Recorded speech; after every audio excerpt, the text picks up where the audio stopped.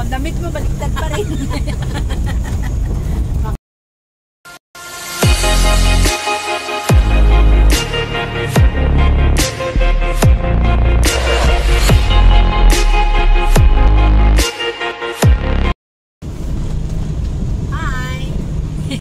Good morning guys, samahan nyo kami sa lakaw namin ni Jane, papuntang Kidapawan.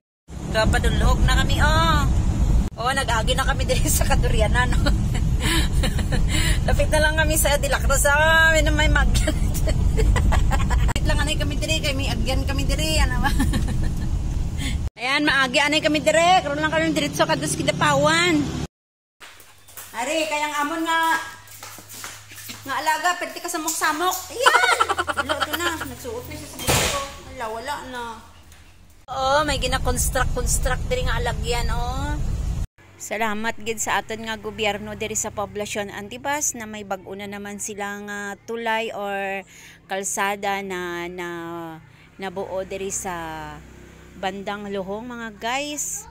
Ayan, para hindi na mahihirapan yung mga nagbibiyahe dito kasi sobrang tumataas talaga yung tubig dito banda. Oh, damit mo baliktad pa rin. Baka makalimutan. Ay, dakot. Ayaw pa. Ano kaya mamaya? Tuloy-tuloy lang po yung biyahe namin dalawa, guys. Pero habang nagbibiyahe kami, masaya kami dalawa.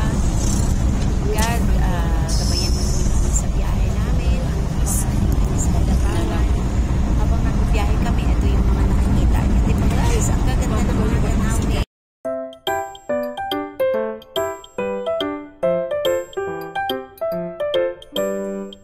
Kung napansin nyo, ginabi na masyado kami guys pagkadating. At napagod na rin si Tala, tapos sobrang malakas pa ng ulan pagdating namin ng sakyan, guys. Pero bawi kasi ang sasarap ng mga pagkain dito sa pinasok namin. Ayan.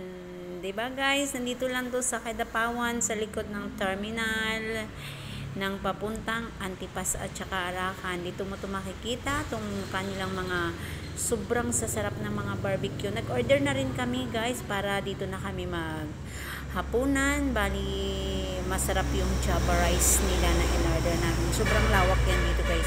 Pag matsimpuhan nyo, mayroong banda.